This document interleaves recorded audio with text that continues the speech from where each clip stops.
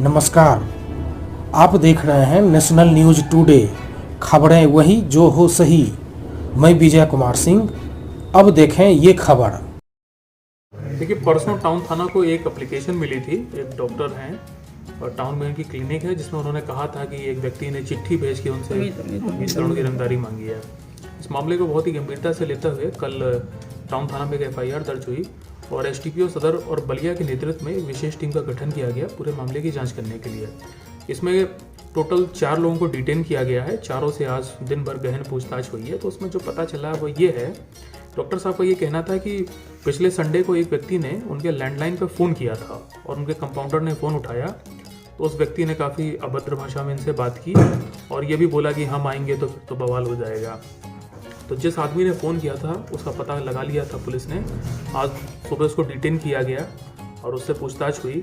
उसने बताया है कि उसकी डॉटर का इलाज इन डॉक्टर साहब के यहाँ 3-4 दिन लगातार चला, ऑपरेशन भी किया, लेकिन इलाज ठीक से नहीं हुआ और दर दर वो भटकता रहा। उसकी डॉटर की डेथ हो गई पिछले संडे को। उसके बाद वो बहुत ही गुस्से में था और गम में था और इसी चीज़ को वेंट आउट करने के लिए उसने डॉक्टर की क्लिनिक पर फ़ोन किया था और ये सारे अपशब्द बोले थे। हालांकि उस व्यक्ति ने डॉक्टर से सामने ही माफ़ी मांगी है। तो एक तो वो बात थी जो कि स्पष्ट हो गई कि वो कोई रंगदारी नहीं मांगी गई थी फ़ोन पे। दूसरा है, डॉक्टर साहब ने उनका ये कहना था स्पीड पोस्ट से उनको एक चिट्ठी मिली थी जिसमें ये सब लिखा था। चिट्ठी में जिस लड़के का नाम था उसको भी पुलिस ने आज डिटेन किया। उससे पूरी पूछताछ की गई। उसकी हैंडराइटिंग को मैच कराया गया, जो चिट्ठी की हैंडराइटिंग से दोनों मैच नहीं था।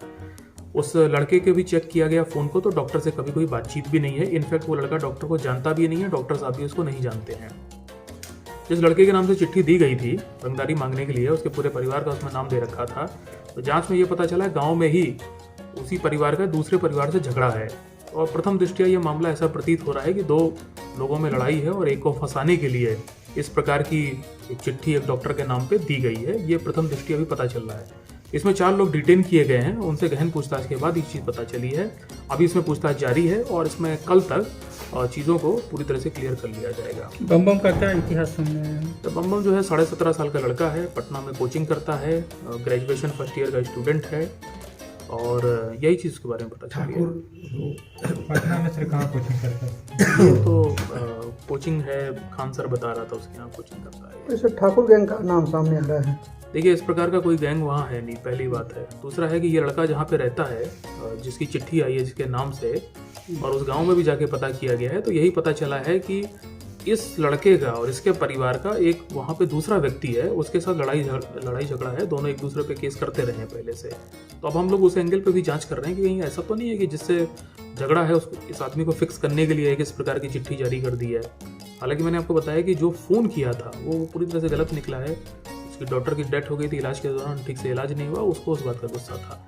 तो इसमें प्रथम दृष्टया मामला संदेहास्पद प्रतीत हो रहा है और इसकी अभी जांच की गई है। अभी भी पूछताछ हो रही है, कल तक पूरा इसको हम लोग क्लियर कर लेंगे। क्या लगता है डॉक्टर मरीज के बीच की जो बात है उसका कोई तीसरा फायदा उठा रहा है? जी हाँ, प्रथम दृष्टया यही लग रहा है। आज डॉक्टर आपको भी बोला कि हम लोग ने टाउन थाना में पूछताछ की थी और उनका भी कुछ इसी प्रकार का इनपुट था।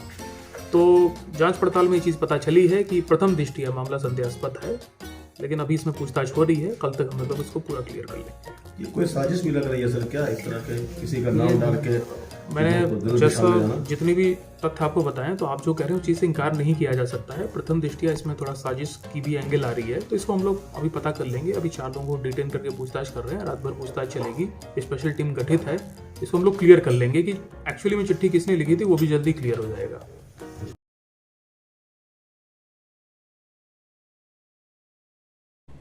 कृपया नेशनल न्यूज टुडे चैनल को सब्सक्राइब करें।